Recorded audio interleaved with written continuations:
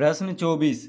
किसी घनाभाकार संदूक की माप 48 सेंटीमीटर गुना 36 सेंटीमीटर गुना 28 सेंटीमीटर है।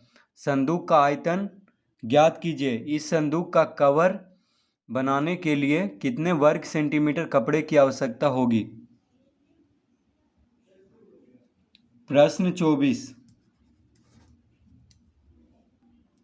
तो लिखेंगे घनाभाकार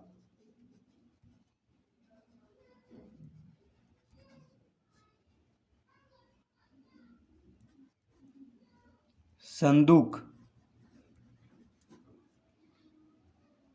घनाभाकार संदूक की लंबाई कितना दिया हुआ है 48 सेंटीमीटर। तो लंबाई दिया हुआ है 48 सेंटीमीटर। संदूक का चौड़ाई दिया हुआ है 36 सेंटीमीटर और ऊंचाई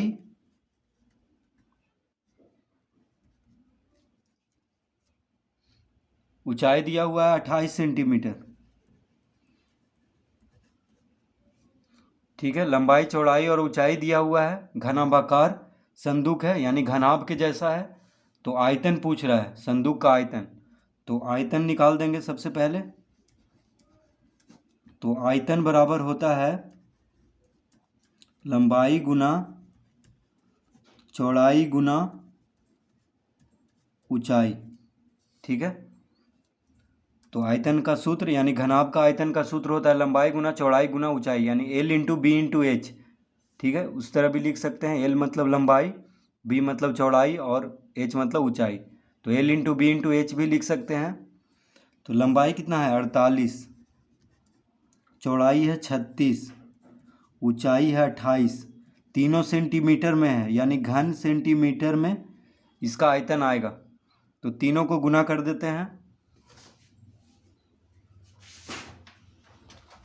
तो देखिए 48 गुना 36 कितना हो जाएगा 8 छक 48, 6 चौक 24, 4 28, 8 तिया 24, 4 तिया 12, 2 14।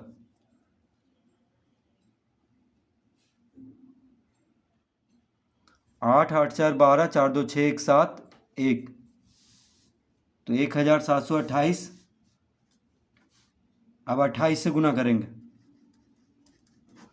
तो 8 8 64, 8 दूनी 16, 6 22, 8 7 56, 2 58, 8 5 13, 8 दूनी 16, 2 दूनी 4 1 5, 7 दूनी 14, 2 1 3, 4 6 2 8, 8 5 13, 4 3 7 1 8, 3 1 4। कितना आ गया 48,384। तो लिख लेंगे यहाँ पे 48,384 घन सेंटीमीटर। तो आयतन ज्ञात करने के लिए कह रहा था संदूक का। तो आयतन आ चुका है 48,384 घन सेंटीमीटर।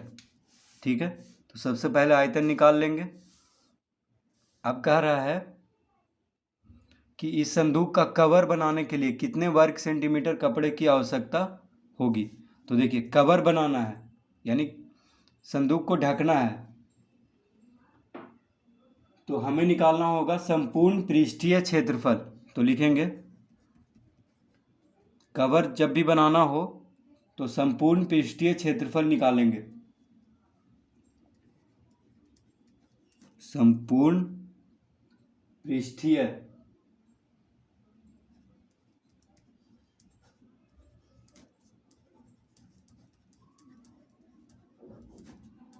तो संपूर्ण पृष्ठीय क्षेत्रफल का सूत्र होता है 2 इंटू LB जोड़ BH जोड़ LH। ठीक है, तो देखिए L मतलब लंबाई हो गया, B मतलब चौड़ाई। तो लंबाई गुना चौड़ाई जोड़ चौड़ाई गुना ऊंचाई, H मतलब ऊंचाई, चौड़ाई गुना ऊंचाई जोड़ लंबाई गुना ऊंचाई। तो लिख लेंगे 2 L कितना है तो L यानी लंबाई है 48, चौड़ाई है 36 और ऊंचाई है 28।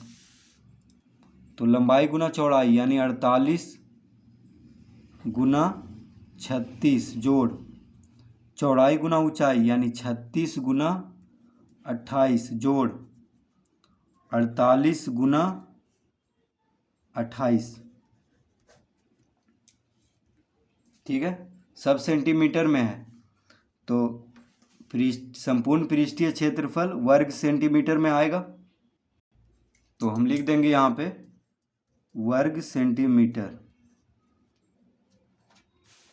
अब इसको गुना करते हैं, तो 48 गुना 36, तो 48 गुना 36 कितना आया था, देखिए 48 गुना 36 आया था 1728। 36 गुना 28 करेंगे,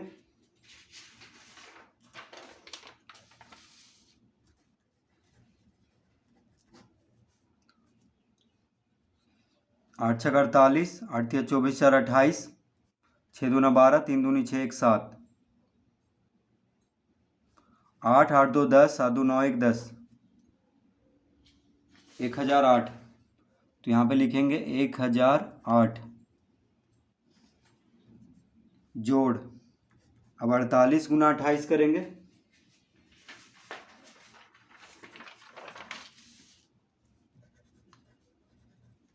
8 8 64, 8 चौक 32, 6 38,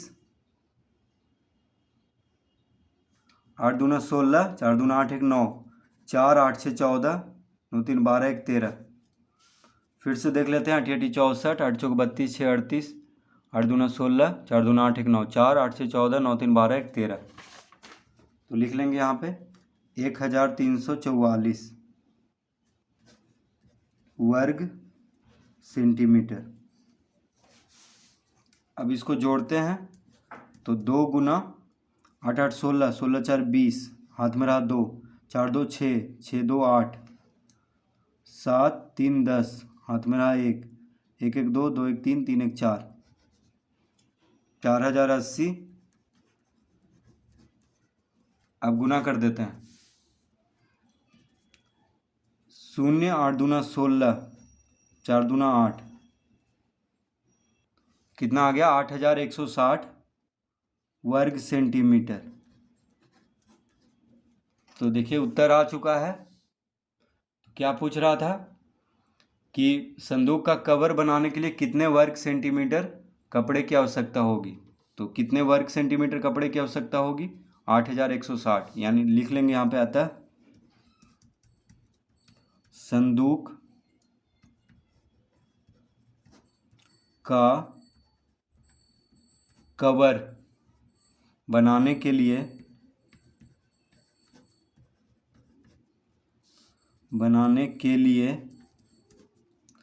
8160 वर्ग सेंटीमीटर कपड़े की आवश्यकता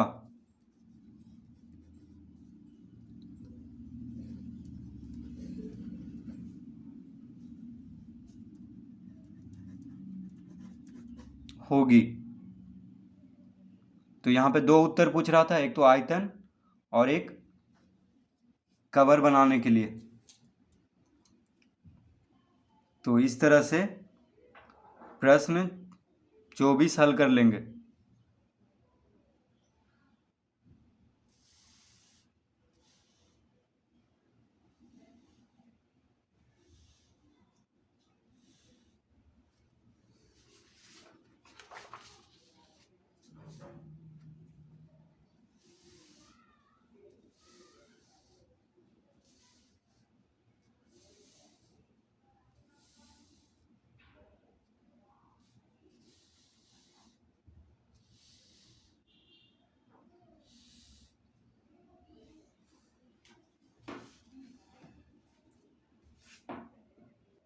प्रश्न 25 का ए, यदि आयताकार तालाब की लंबाई 20 मीटर, चौड़ाई 15 मीटर और ऊंचाई 10 मीटर हो तो इसमें कितना किलोलीटर पानी आ सकता है।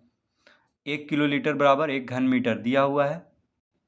तो प्रश्न 25 का ए, तो आयताकार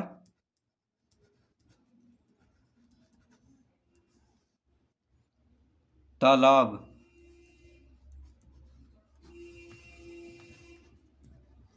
की लंबाई, आयताकार तालाब की लंबाई कितना दिया हुआ है? 20 मीटर। ठीक है, आयताकार तालाब की लंबाई 20 मीटर दिया हुआ है, चौड़ाई 15 मीटर,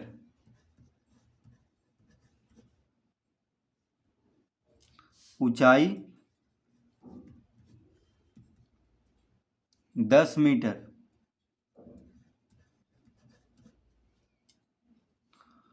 तो आयताकार तालाब की लंबाई 20 मीटर, चौड़ाई 15 मीटर और ऊंचाई 10 मीटर दिया हुआ है। तो इसमें कितना किलोलीटर पानी आ सकता है? तो पहले हम आयतन निकाल लेंगे। तो देखिए, आयतन बराबर क्या होता है? लंबाई गुना चौड़ाई गुना ऊंचाई। ठीक है, ये होता है यानी 20 गुना 15 गुना 10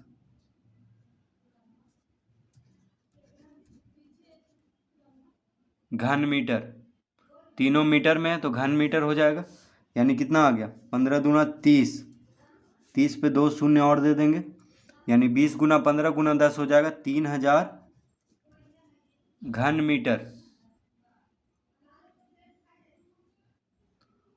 तो पूछ रहा है इसमें कितना किलोलीटर पानी आ सकता है? तो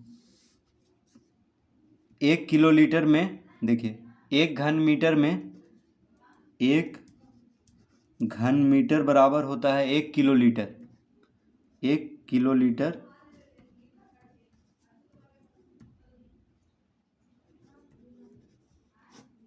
1 घन मीटर में 1 किलोलीटर होता है, दिया हुआ है। तो 3000 घन मीटर में कितना हो जाएगा? 3000 किलोलीटर।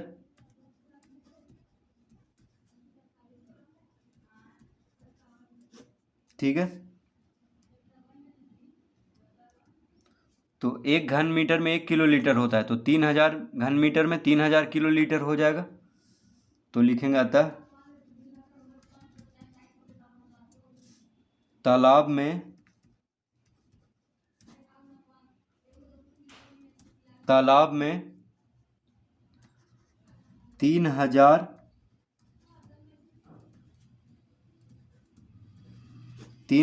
किलोलीटर पानी आ सकता है। तो इसका उत्तर हो जाएगा 3000 किलोलीटर। प्रश्न 25 का ए का उत्तर क्या होगा? 3000 किलोलीटर, क्योंकि 1 घन मीटर में 1 किलोलीटर पानी आता है, तो 3000 घन मीटर में 3000 किलोलीटर पानी आएगा। तो इस तरह से प्रश्न 25 का ए हल कर लेंगे।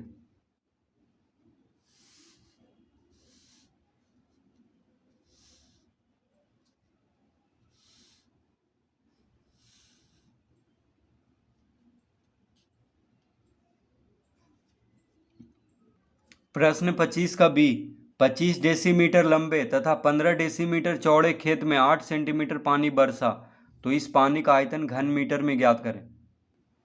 प्रश्न 25 का बी, 25 डेसीमीटर लंबे, तो देखिए हम लिखेंगे खेत की लंबाई कितना दिया हुआ है? बराबर 25 डेसीमीटर। डेसीमीटर को संक्षेप में इस तरह लिखते हैं। तो देखिए, अब कह रहा है कि घन मीटर में, आयतन घन मीटर में निकालना है, तो सबको हमें मीटर में बदलना होगा। तो 25 डेसीमीटर हो जाएगा, तो इसको हम लिख सकते हैं बराबर 25 गुना 10 सेंटीमीटर।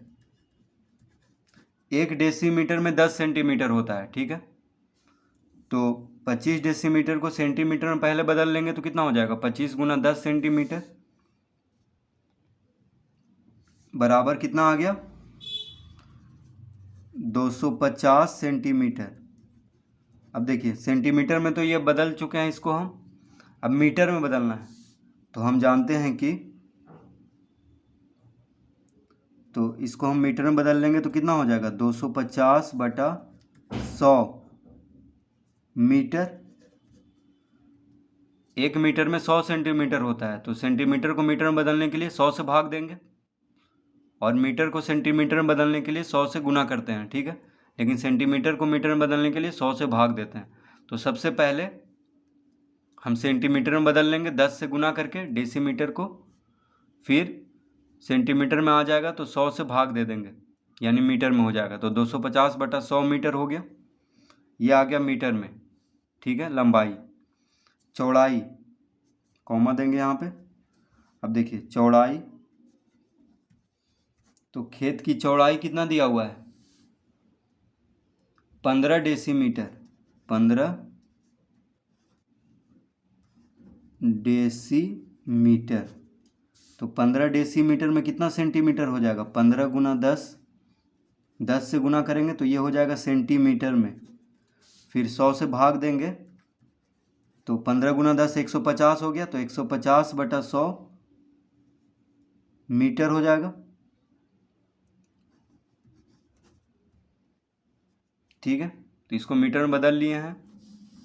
अब ऊंचाई, ऊंचाई को भी इसी तरह, तो देखिए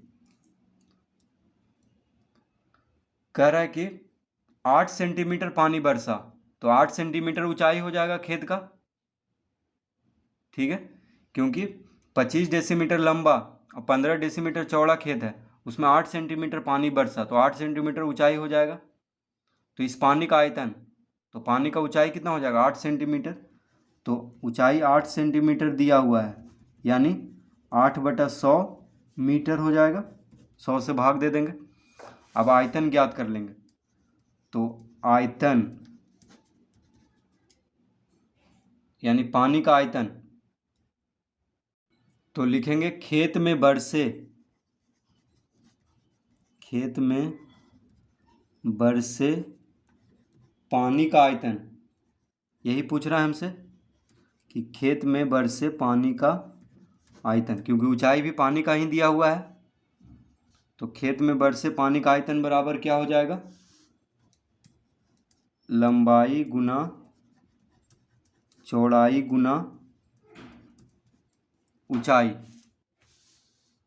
तो लंबाई कितना दिया हुआ है, लंबाई कितना निकाले थे 250/100 गुना चौड़ाई 150/100,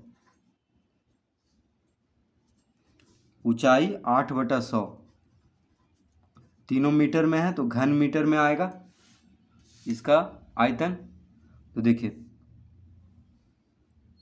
1 शून्य से 1 शून्य कट गया, 1 शून्य से 1 शून्य कट गया, गुना में है तो काटेंगे।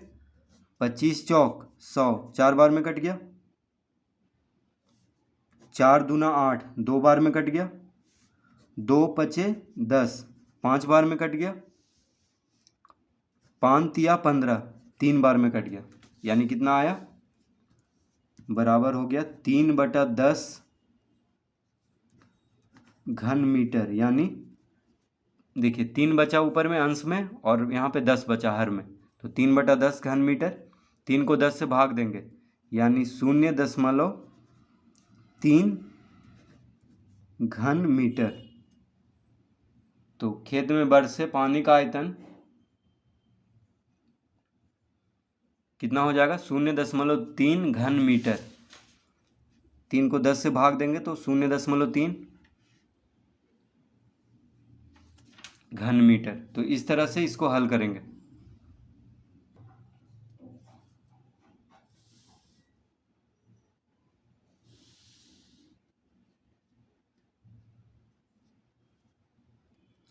ऐसे यहाँ पे हम लिख सकते हैं पानी की ऊंचाई, खेत में बरसे पानी की ऊंचाई, तो लिख देंगे खेत में बरसे पानी की ऊंचाई 8 सेंटीमीटर, ठीक है। इस तरह हम लिख लेंगे ताकि समझ में आए कि खेत का ऊंचाई नहीं है, ये खेत में बरसे पानी की ऊंचाई दिया हुआ है।